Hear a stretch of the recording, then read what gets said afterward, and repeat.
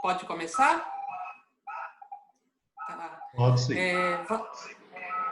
Walter, a gente ouve falar muito em tratamento alopático, né? E tratamento homeopático. Eu queria saber qual é a diferença entre a consulta homeopática e a consulta alopática.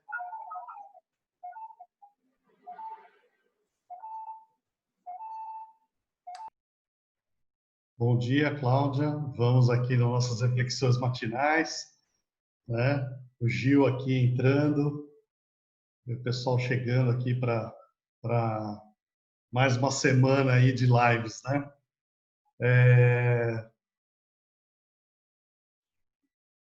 Na verdade, a diferença da homeopatia e da alopatia não seria tanto na consulta, mas acaba sendo. Eu vou explicar por quê.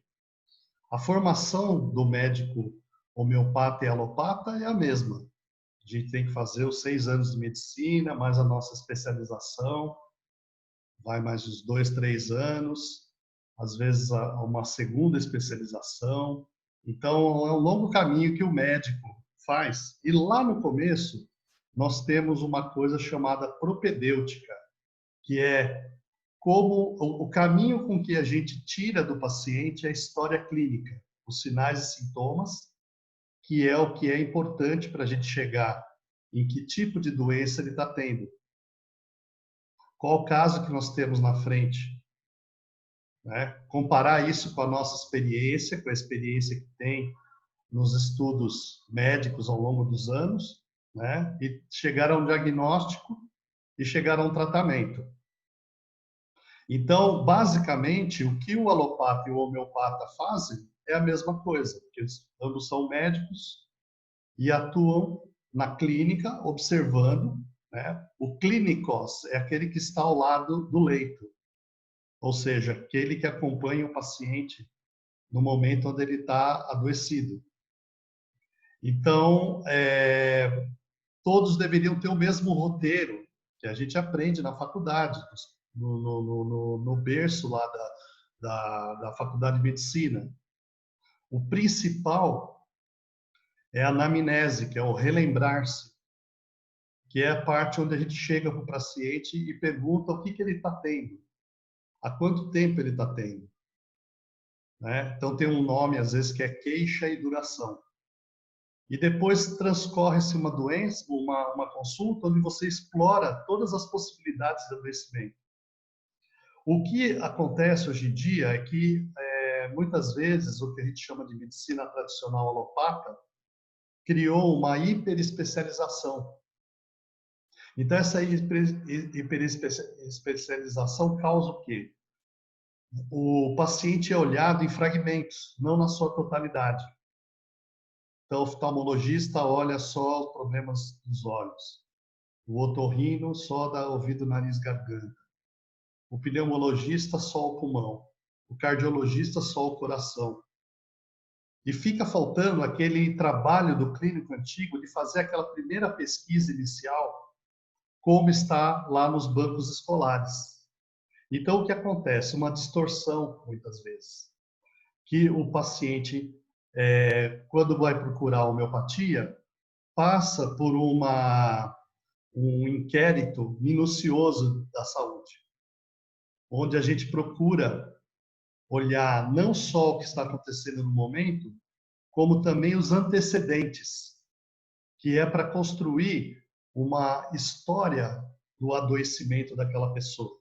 Por isso que a gente fala que a homeopatia ela é muito boa para tratar as doenças crônicas, porque ela olha o indivíduo dentro da sua crônica, dentro da sua história, ao longo de toda a sua vida. Então, também tem uma coisa assim, você já deve ter ouvido falar que a homeopatia demora. Não, é que a homeopatia não demora, ela age imediatamente. Só que ela só se considera que o paciente está curado quando ele faz uma regressão de todo o seu processo de adoecimento em direção à saúde. Então, a gente não vai ficar contente se simplesmente tirar a dor do paciente, porque a dor é o que está trazendo ele de imediato. A gente vai olhar todo o caso dele de doença, todo o processo que ele está vivenciando em relação à sua saúde, e vamos considerar, vamos ficar satisfeitos somente quando o paciente restabelecer todo o seu quadro de saúde. Então, a diferença que foi se estabelecendo, né, é porque também foi tendo um afastamento da alopatia entre a história clínica e a medicação a ser dada. Por quê? Muito comumente a pessoa entra em protocolos de atendimento clínico, então ela não passa por uma individualização do seu caso de doença. Então esse é um outro ponto muito importante para a homeopatia. Nós usamos o núcleo, que é a anamnese, a tomada do caso, como base para a gente chegar não só no diagnóstico clínico, que é qual o possível caso de doença a gente está atendendo, mas para chegar num diagnóstico homeopático, num diagnóstico medicamentoso, então a gente saber o que a gente está, diante do que a gente está tratando, e tratar a saúde do indivíduo, não tratar a doença. Então, para a homeopatia se tornou central e é comum você ver as pessoas já com uma expectativa, quando vai no médico homeopata, de uma consulta de pelo menos 1 hora, principalmente se for as consultas iniciais, né? Caso que, às vezes, você vai no alopata e o especialista faz um recorte da especialidade e faz uma consulta de 5, 10 minutos. Então, a diferença é um pouco, muito mais de uma cultura atual de como deve ser feita a medicina, do que propriamente das raízes médicas, que são as mesmas, né? E que ambas as medicinas, ou as formas, as práticas médicas, visões médicas do paciente e do mundo, deveriam partir da mesma base, que é olhar o indivíduo como um todo. Não sei se eu respondi a tua questão, né? Não, Agradecer aqui respondeu. a Cláudia e a Marlene também estão acompanhando a gente. Então, até não sei se as pessoas gostariam de perguntar alguma coisa referente a isso, né? Seria legal. O que eu vejo é a importância dessa anamnese, né? Ele é um relatório do paciente? Sim, conforme o paciente vai relatando o que ele está passando e como isso se desenvolveu ao longo do tempo, o médico vai anotando isso de forma minuciosa.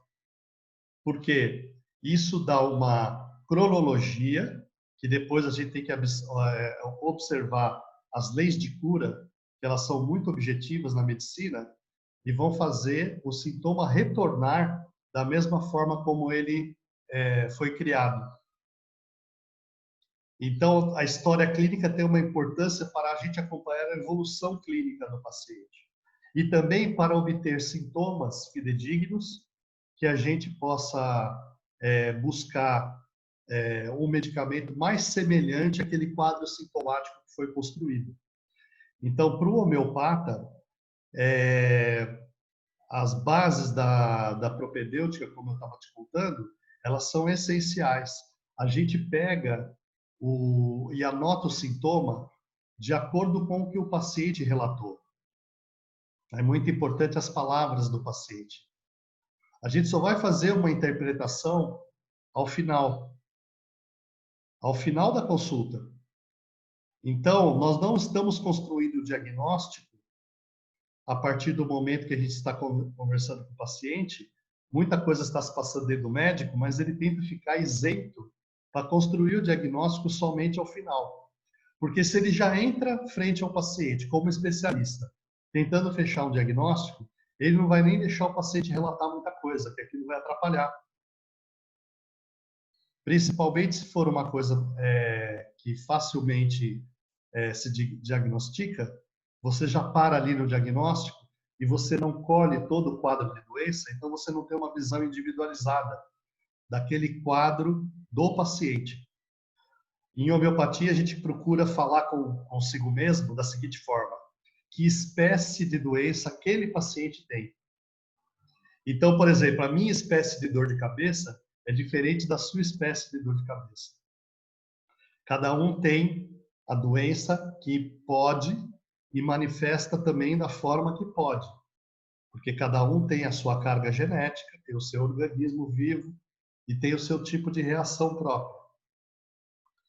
Então, a gente pode ter variações só por sermos eu homem e você mulher. Biologicamente, nós vamos ter diferenças de como o corpo reage.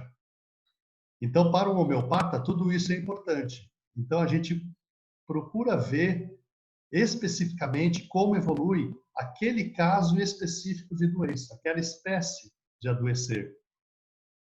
Então, a gente nunca está muito preocupado em firmar o diagnóstico para chegar à medicação. Porque se eu tiver uma boa coleta de sintomas, mesmo que aquilo não tenha um nome, não tenha um estudo nosológico que fala, ó, isso é pneumonia, é uma doença do pulmão, a gente já consegue ter dados suficientes para fazer um tratamento. Por isso que o homeopata diz sempre que quer fazer um tratamento de fundo com a pessoa. Então, o que ela está olhando? Todo esse contexto geral do adoecimento, não só o que está se passando aqui no momento. E é lógico que vai ter uma avaliação de momento. O que é mais importante? Algo agudo que está acontecendo, nós vamos tratar o agudo. Não, é algo crônico, nós vamos tratar o crônico. Então, a gente vai poder ter uma observação específica para cada caso, individualizando cada caso, né? Então, a Cláudia, eu vi que a Cláudia escreveu aqui, ó, a tua xará, a homeopatia trabalha o todo. Trabalha sempre com essa visão da totalidade. É perfeito. A homeopatia, ela trabalha um todo, então a gente precisa olhar o paciente na sua totalidade, entender a totalidade daquela alteração que ele está passando, aquele quadro de doença, entender a totalidade sintomática do medicamento e, por semelhança, nós vamos usar um medicamento específico para aquele momento. Então, seria basicamente assim. Walter, uma coisa que me veio agora, mas mesmo com essas diferenças entre alopatia e homeopatia, a gente tem que estar aberto aos dois, né? Não sei, tipo, se eu faço um tratamento homeopático, eu só vou pela homeopatia ou pode ser que no momento eu precise da alopatia também? Não, já começa, você sabe que historicamente quem cunhou esses termos foi o próprio Hahnemann. Então, porque para a homeopatia é importante o momento clínico, a gente tem que saber o que a gente está tratando. Então, tem casos homeopáticos, tem casos alopáticos, tem casos isopáticos, tem casos enantiopáticos. O Hahnemann, que ele determinou tudo isso porque o homeopata ele dá uma medicação precisa. Quando é o sintoma de cura da doença crônica, nós fazemos homeopatia. Mas no caso de uma doença aguda, por exemplo, muitas vezes nós temos que fazer o contrário e temos que entrar com um tratamento antiopático. Ou até um tratamento antipático ou alopático, como é colocado. O alo é o diferente, né? Então, porque nem sempre nós temos o contrário dentro do organismo. Então, por exemplo, se eu tenho uma condição que prende o meu intestino, né, eu posso usar um medicamento contrário que solta o intestino. Né? Mas se eu tenho febre, eu não tenho o outro quadro, não é o antifebre. Então, o que é? É um medicamento que corta o processo. Porque eu não tenho o contrário. Então, tem coisas que a gente tem o contrário. E tem coisas que a gente não tem o contrário. Né? Então, o Hahnemann, ele olha cada caso específico. E ele que criou essa nomenclatura, que depois ficou consagrada, e hoje todo mundo sabe um pouco dizer medicina homeopática, medicina alopática, né? Ou o caso, por exemplo, das isopatias, como são as vacinações, né? Que você tenta usar alguma coisa semelhante, mas igual. Você usa o próprio vírus que produz para chegar numa vacina. Então, ele é iso, ele é igual. Então, a homeopatia já olhou tudo isso. Um dia a gente tem que falar da vacina, porque a vacina é uma coisa específica.